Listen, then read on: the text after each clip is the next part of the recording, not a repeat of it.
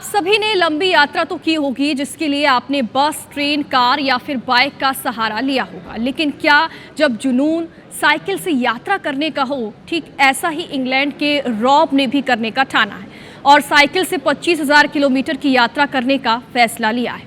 Rob अपनी यात्रा के दौरान भारत के इंदौर पहुंचे और इस दौरान हमारे संवाददाता ने उनसे खास बातचीत की।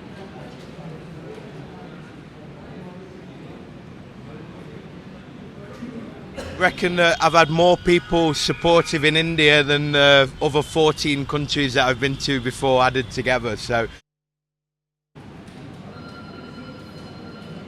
कैंसर और मेंटल हेल्थ को लेकर इंग्लैंड से दो युवा निकले हैं। उद्देश्य यही है कि ज़्यादा से ज़्यादा लोगों को जागरूक करना और उनके लिए फंड रेज करना। लेकिन सबसे महत्वपूर्ण है कि इंग्लैंड से अब तक वो अपनी यात्रा में 10,000 किलोमीटर से अधिक साइकिल चला चुके हैं, 25 देशों की यात्रा कर चुके हैं। हमारे साथ में रॉब हैं। Rob, most welcome in Indore. What would you like to say about your journey and how you feeling in Indore? Oh, it's great. I've really enjoyed India so far. The people have been incredibly friendly. The roads are nicer than I was expecting as well.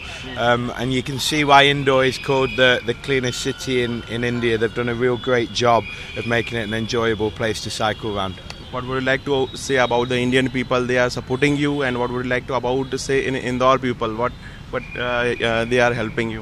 Yeah, I reckon that I've had more people supportive in India than other 14 countries that I've been to before added together. So people stop by you, ask where you're going, where you're from, offer water, or lots of different types of support, which is really nice to cycle with.